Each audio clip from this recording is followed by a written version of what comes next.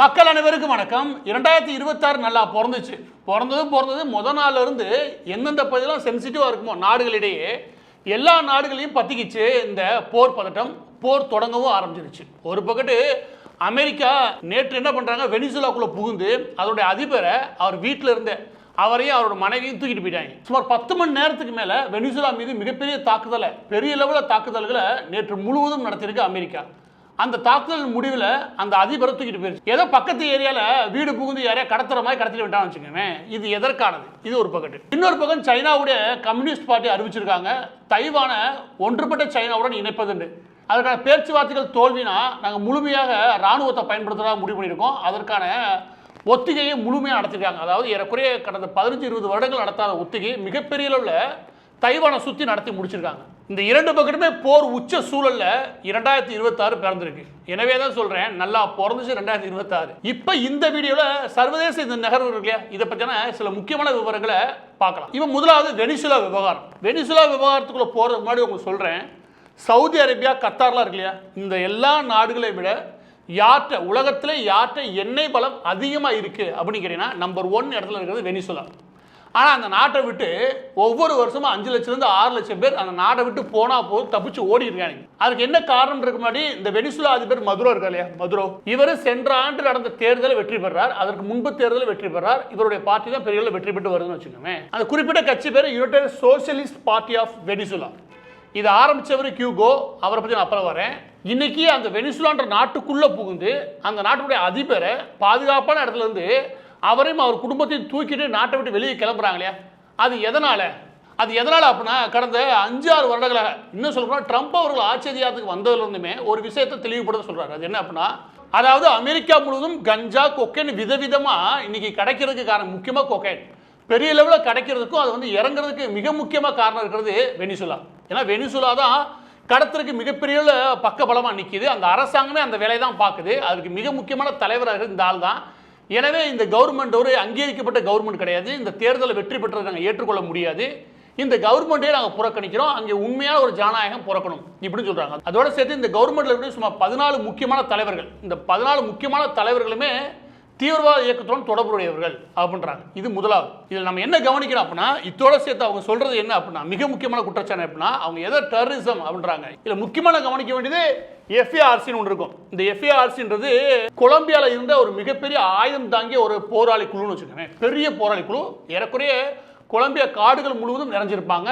Rural பகுதியில் இவங்களுடைய தாக்கம் மிகப்பெரியது. இந்த கொலம்பியாவுக்கும் வெனிசுலா இடையில மிகப்பெரிய கருத்து வேறுபாடு இருக்குது. கொலம்பியா பொறுத்த வரைக்கும் அமெரிக்காவுடைய நட்பு நாடு. இந்த குறிப்பிட்ட இயக்கமே கூட 2016 நினைக்கிறேன் அந்த காலகட்டத்தில் முடிவுக்கு வந்துருச்சு. கொலம்பியா அரசாங்கமும் அந்த குறிப்பிட்ட இயக்கமும் பேச்சுவார்த்தை நடத்தி அவங்க அரசியலுக்குள்ள வந்துட்டாங்க. எனவே அந்த நடவடிக்கையில் அவங்க ஈடுபடலன்னு சொன்னாலுமே கூட அவங்க தொடர்ந்து இதில் தான் இயங்குறாங்க. அவங்களோட முக்கியமான சோர்ஸ் ஆஃப் இன்கம், அவங்களுக்கான முக்கிய வருமானமே என்ன அப்படின்னா இந்த கொக்கைனை கடத்துறது தான். அந்த கொக்கைனை கடத்தல மிக முக்கியமாக அவங்க கொண்டு வந்து சேர்க்கிறது அமெரிக்காவுக்குள்ள. அந்த விதமாக கொக்கைன் கடத்துவதன் மூலமாக இவங்களுக்கு கிடைக்கக்கூடிய வருமானம் இருக்கு இல்லையா, அந்த வருமானத்தை வச்சு இவங்க சர்வதேச அளவில் ஆயுதங்களை வாங்கி குவிக்கிறாங்க. அதை வச்சு உள்நாட்டில் ஒரு மிகப்பெரிய மாஃபியாவாக இயங்குறாங்க. இதுதான் குற்றச்சாட்டு. ஆனால் உண்மையிலேயே இந்த எஸ்ஏஆர்சி அதை செய்கிறாங்கன்னா அதுக்கான 1008 குற்றச்சாட்டு உண்டு. ஆனால் இந்த இயக்கம் எப்படிப்பட்டது அப்படின்னா ஒரு கம்யூனிஸ்ட் இல்லை மார்க்சிஸ்ட் லெனினிஸ்ட் இயக்கம். அதாவது கம்யூனிஸ்ட் சிந்தனை கொண்ட இயக்கம். கம்யூனிஸ்ட் கொள்கைகள் அதை உருவாக்கணும், அதை வச்சு நாட்டை நடத்தணும் அப்படின்னு நினைக்கக்கூடிய இயக்கம். இது பல வருஷமாக ரூரலில் கொலம்பியா ஏரியாவில் பெரிய லெவலில் பிரபலம் வச்சுக்கோங்க. இந்த இயக்கம் இருக்குல்ல, இந்த இயக்கத்துக்கு பெரிய லெவலில் சப்போர்ட் பண்ணுறதே இந்த வெனிசுலாவில் அமைஞ்சிருக்கக்கூடிய கம்யூனிஸ்ட் பார்ட்டி தான். அந்த கம்யூனிஸ்ட் கவர்மெண்ட் தான் இவங்களுக்கு பெரிய அளவு ஆயுதங்கள்லேருந்து எல்லாமே கொடுக்குறாங்க. அவங்க கொக்கைன் கடத்துறதுக்கும் பெரிய அளவு உதவி செய்கிறாங்க. இதுதான் ட்ரம்ப் அவர்கள் வந்த குற்றச்சாட்டு. இப்போ இந்த குற்றச்சாட்டின் அடிப்படையில் தான் வெனிசுலா அதிபரை நாடு புகுந்து உள்ள ஒரு பெரிய தாக்குதல் நடத்தி அவரை கடத்துறாங்க.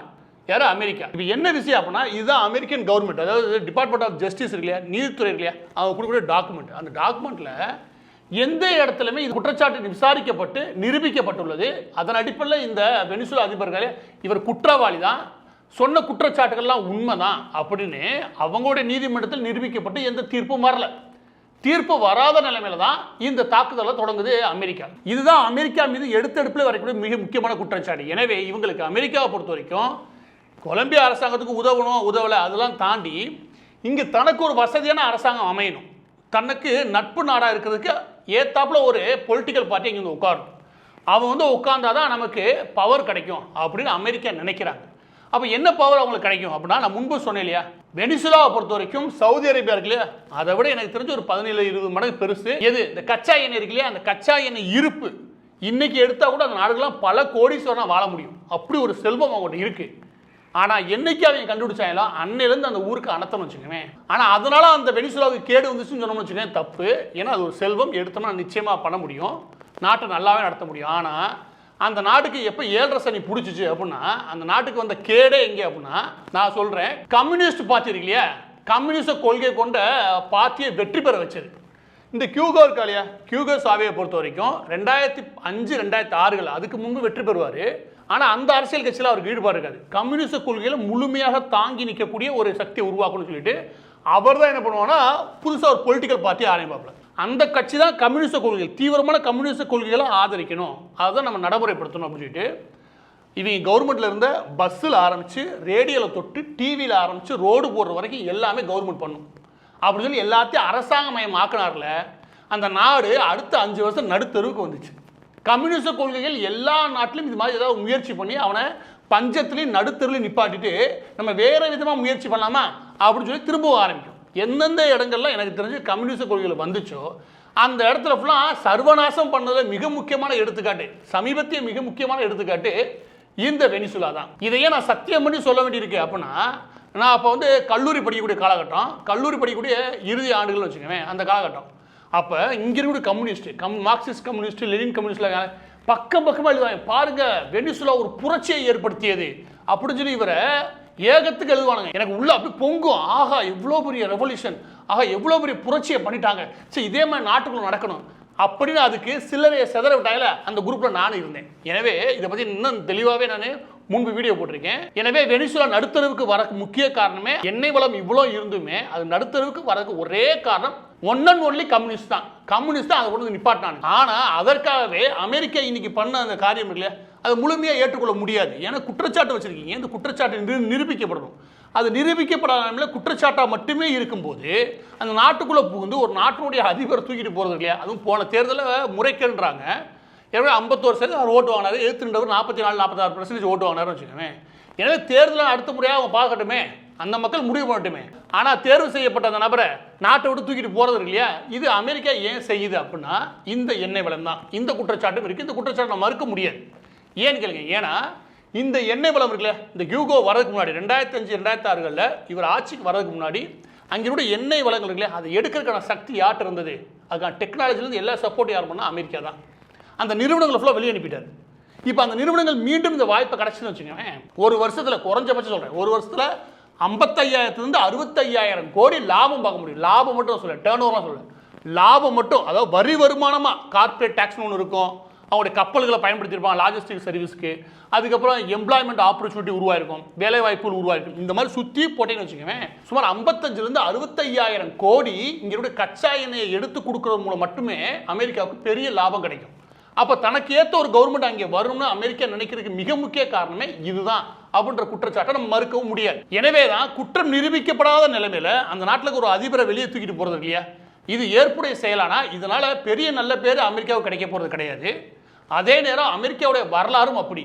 ஏன்னா இப்போ நீங்கள் குற்றச்சாட்டு சொல்லிட்டு இதுக்குள்ள போறீங்களே, இதுக்கு முன்னாடி 2003 இதே மாதிரியான குற்றச்சாட்டை சொல்லி தான் நீங்கள் ஈரானுக்குள்ள போனீங்க. ஈரானில் போய் ஒரு மிகப்பெரிய போரை நடத்தி முடிச்சு அதில் சதாம் ஹுசேனை அவங்க கைப்பற்றுறாங்க. அவரை பிடிச்சி கொண்டு போய் கடைசியாக நீதிமன்றத்தில் நிப்பாட்டுறாங்க.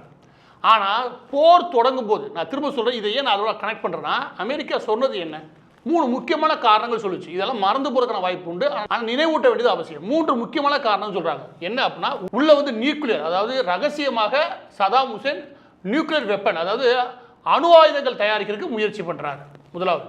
இரண்டாவது, அங்கே செறிவூட்டப்பட்ட யுரேனியம் இருக்குது. அந்த செறிவூட்டப்பட்ட யுரேனியத்தை வச்சு இவங்க என்ன பண்ணுறாங்கன்னா அணு ஆயுதங்களை உற்பத்தி பண்ண முடியும். அங்கே அவங்க ஸ்டோர் பண்ணிட்டே வராங்க. அது நைஜீரியா போன்ற நாடுகள் வந்து கடத்துறாரு சதாம் ஹுசேன். இது இரண்டாவது குற்றச்சாட்டு. மூன்றாவது குற்றச்சாட்டு, உலகத்தில் மிக மோசமான ஆயுதங்களை உற்பத்தி பண்ணுறதுக்கான வேலைகளை ஈடுபடுறாங்க. இந்த 3 குற்றச்சாட்டு சொன்னாங்களே, இந்த 3 குற்றச்சாட்டில் ஒன்று கூட நிரூபிக்கப்படலை. அந்த ஒட்டுமொத்த போரை அமெரிக்கா நடத்தி முடிச்சப்ப எல்லாரும் கேட்ட கேள்வி, அங்கே நியூக்ளியர் வெப்பன் இருந்துச்சானா? இல்லை. அதற்கான டாக்குமெண்ட் ஒன்று கிடைக்கிது. அது 1991 ரெஃபர் பண்ண டாக்குமெண்ட். அது ஏற்கனவே டெட்டு, அது ஏற்கனவே செத்ததுன்னு வச்சுக்கோங்க. அதுக்கு அந்த திட்டத்தை நடைமுறையெல்லாம் படுத்த முடியாது. எனவே அந்த காலகட்டத்தில் அவங்க நடைமுறைப்படுத்துறதுக்கான எந்த திட்டமும் அவர்கிட்ட இல்லை. அப்போ செறிவூட்டப்பட்ட யுரேனியம் இருந்துச்சானா? அதுவும் இல்லை. கொஞ்சம் அளவில் இவங்க சொல்லக்கூடிய யுரேனியம் எதுவுமே கிடையவே கிடையாது. அப்போ அதுவும் அங்கே இல்லை. அப்போ பெரிய பெரிய ஆயுதங்களை உற்பத்தி வச்சுருந்தாங்கன்னா அதுவும் இல்லை. பின்ன எதுக்குடா போனீங்க? இதை சொல்லிட்டு தான் நாங்கள் போனோம். சரி, அங்கே போனீங்க, அப்புறம் சதாம் ஹுசேனை பிடிச்சி எதுக்கு தூக்கில் போட்டீங்க? அதுவா? இதெல்லாம் விட்டுட்டாங்க. அவர் போர் குற்றவாளி. நாட்டுக்குள்ள ஒரு 140 பேர் அவர் தன தேவைக்காக அவர் கொண்டிருக்காரு. எனவே அது சம்மந்தமாக வழக்கு நடந்து அவர் தூக்கில் போட்டாச்சு அப்படின்னு சொல்லி முடிச்சிட்டான்னு வச்சுக்கவேன். அதுக்கப்புறம் இந்த நாடு உருப்படவே இல்லை. அவர் இருந்த வரைக்கும் ஏதோ போயிருந்துச்சு. லிபியான ஒரு நாடு, அதுக்குள்ளே பூந்தானுங்க, அதுவும் அந்த நாடு நடுத்தருக்கு வந்துருச்சு. எனவே இப்படியான வரலாறு இருக்கும்போது அமெரிக்கா இன்னைக்கு வெனிசுலா மீது கொண்டு போகிறது இல்லையா, இந்த தாக்குதல் ஒரு பக்கம் ஏற்றுக்கொள்ளும்படியாக இல்லை என குற்றச்சாட்டு நிரூபிக்கப்படல. அதே மாதிரி தான் நீங்கள் ஈரான் நடந்துச்சு, இன்னைக்கு அதே தான் இங்கே நடக்குது அப்படின்ற குற்றச்சாட்டு எல்லாம் தான் செய்யும். ஆனால் எது எப்படியோ இன்னைக்கு வெனிசுலா வந்து அமெரிக்காவுக்கு நிகராக ஒரு பெரிய பொருளாதார பலத்தோடு நிற்கலாம். அது நிற்காம போனதுக்கு ஒரே காரணம், அந்த மக்கள்லாம் சேர்ந்து புரட்சி பேசுகிறாங்களே அவங்கள நம்பி, கம்யூனிசம் இந்த நாட்டை காப்பாற்றுன்னு நம்பி ஓட்டு போட்டாங்க பாரு. எது தனியார் மய கொள்கைகளை எதிர்க்கிறோம். தனியார் மயம் இல்லை, அவனும் உள்ளூர்காரன் தான். தனியார் மயம் இல்லை, உள்ளூர் உற்பத்தியாளர்களை ஏற்றுக்கிறியா? சீன விவரமாக பேச்ச மாற்றிட்டேன். எப்படி உள்ளூர் உற்பத்தியாளர்? அது தனியார் சொல்லவே மாட்டேன். உள்ளூர் உற்பத்தியாளர்கள், நாட்டின் உள்நாட்டு உற்பத்தியாளர்கள் அப்படி போயிடுவான். அந்த வார்த்தையை மட்டும் மாற்றி போட்டு போயிடுவான்னு வச்சுக்கோங்க. இவங்க தனியார் மயத்தை எதுக்குன்ற பேரில் எல்லாத்தையும் வாங்கி போட்டு அதுக்கப்புறம் கவர்மெண்ட் ஊழியருடைய ரெஸ்பான்ஸ் நம்ம சொல்லவே தேவையில்லை, நல்ல வேலை வைப்பானுங்க. அதுக்கப்புறம் அந்த ஒட்டுமொத்த கவர்மெண்ட் சீரழிஞ்சு போச்சு. இது IMF ரிப்போர்ட், என்னோட ரிப்போர்ட்லாம் கிடையாது. IMF அங்கீகரிக்கப்பட்ட ரிப்போர்ட்டே அதான் சொல்லுது. இப்போ இங்கேருந்து அப்படியே சைனா தைவானுக்குள்ளே போகலாம். இது அதை விட ஒரு பெரிய ஸ்டோரி. ஏன்னா தைவானை எந்த வகையில் அவங்க உரிமை கொண்டாடுறாங்க, தைவானை உரிமை கொண்டாடுறதுக்கு எப்படி தைவான் எதிர்ப்பு தெரிவிக்குது, தைவானில் இருக்கிற அரசியல்வாதிகள் முக்கியமாக கம்யூனிஸ்ட் பார்ட்டி இல்லையா, எது சைனாவோட கம்யூனிஸ்ட் பார்ட்டி, அது எப்படி அவங்க எதிர்க்கிறாங்க. இந்த விதமாக பார்க்கும்போது எது முக்கியம் அப்படின்னா, அவங்க சொல்கிறது எங்களுக்கு ரத்த சொந்தம் இல்லை, இதுதான் ஒன்றுபட்ட சைனா அப்படின்னு கம்யூனிஸ்ட் பார்ட்டி சொன்னாலுமே கூட உலகத்தினுடைய அட்வான்ஸ் சிப் இருக்கு இல்லையா, அது நீங்கள் மொபைல் ஃபோனில் ஆரம்பித்து இல்லை நீங்கள் எந்த விதமான மிஷின்ஸ் பார்த்தாலும் சரி, டெஸ்லா காரில் ஆரம்பித்து எதை வேணால் நீங்கள் எடுத்து, அது சைனாவே கூட மேனுஃபேக்சரிங் பண்ணட்டும். ஆனால் அதில் கூட இன்டெலிஜென்ட்டான டிவைஸ் இருக்கு இல்லையா, அந்த சிப், அது எல்லாமே நீங்கள் மேட் இன் சைனா அதுதான் போட்டு வரலாம். ஆனால் உள்ளே இருக்கிற அந்த முக்கியமான மூளையை உற்பத்தி பண்ணுறது சும்மா 95% உலகம் முழுவதும் ஏற்றுமதி பண்ணக்கூடிய அந்த சிப் இருக்குல்லையா, அது எல்லாமே தைவானில் உற்பத்தி பண்ணுறது. இந்த வார் தொடங்குச்சுன்னா ஏறக்குறைய அமெரிக்காவுக்கும் ஒரு மிகப்பெரிய பொருளாதார சிக்கலே உருவாகும். ஏன்னா இந்த சிப்பில் 95% இருக்கு இல்லையா, இதெல்லாம் வெளியே வந்தாலும் இந்த சிப்மெண்ட் மட்டும் நின்றுச்சு, உலகம் முழுவதும் ஏகப்பட்ட நிறுவனங்கள் அப்படி நிற்கும், மேற்கொண்டு இயங்கவே முடியாது. சின்ன நாடு, தம்மா துண்டு நாடு தான். ஆனால் அதனுடைய ஒரே ஒரு நிறுவனத்துடைய மேனுஃபேக்சரிங் இல்லையா, அதோடைய கெப்பாசிட்டி அப்படி. அதோடு சேர்த்து தைவானோட வரலாற்று காரணங்கள் மட்டும் கிடையாது, பொருளாதார காரணங்கள் காரணமாக ஏசியா, சவுத் ஈஸ்ட் ஏசியா இந்த எல்லா இடங்களையும் தன்னோட பவரை நிரூபிக்க வேண்டிய அவசியம் அமெரிக்காவுக்கு இருக்கு. எனவே அவ்வளோ ஈஸியாக அமெரிக்கா இதை விட்டு கொடுக்காது. 8 நாட்களுக்கு முன்னாடி தான் சுமார் 1.5 பில்லியன் நினைக்கிறேன் அந்த அளவுக்கு இராணுவ தளவாடங்களை தைவானுக்கு கொடுப்பதாக அமெரிக்கா அறிவிச்சிச்சு. அடுத்த ஒரு வாரத்தில் சுத்திய கப்பலை நிப்பாட்டாங்க சைனா.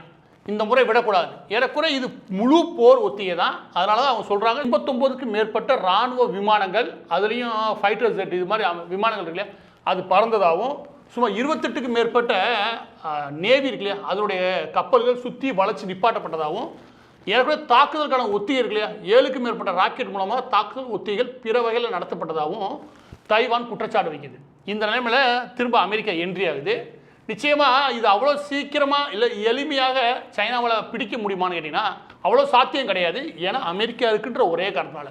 இல்லைன்னு வச்சுக்கோங்க, அமெரிக்கா ஒரு நபர் கொஞ்சம் தள்ளிட்டான்னு வச்சுக்கோங்க, தைவானை ஒரு வாரத்தை கைப்பற்றிடுவாங்க. இந்த முழு விவரங்கள் சைனா தைவான் உறவு, அதோட பின்னாடி இருக்கிற விஷயங்கள் மற்ற எல்லாரும் ஒரு பெரிய கதை, அதை வேறொரு பதிவில் பார்க்கலாம். இது எப்படி பார்த்தாலும் வெனிசுலாவாகட்டும், தைவான் ஆகட்டும், சைனாவாகட்டும், எந்த இடத்துலையும் பவர்ஃபுல்லாக அமெரிக்கா இருக்கு இல்லையா, இதை ஒரு பக்கம் நமக்கு வெறுக்க தோணும். ஆனால் இன்னும் நம்ம படிக்க வேண்டிய விஷயம் என்ன அப்படின்னா, எப்படி அமெரிக்கா இந்த நிலைமைக்கு இவ்வளோ பெரிய பவர்ஃபுல்லான பொசிஷனுக்கு வந்துச்சு.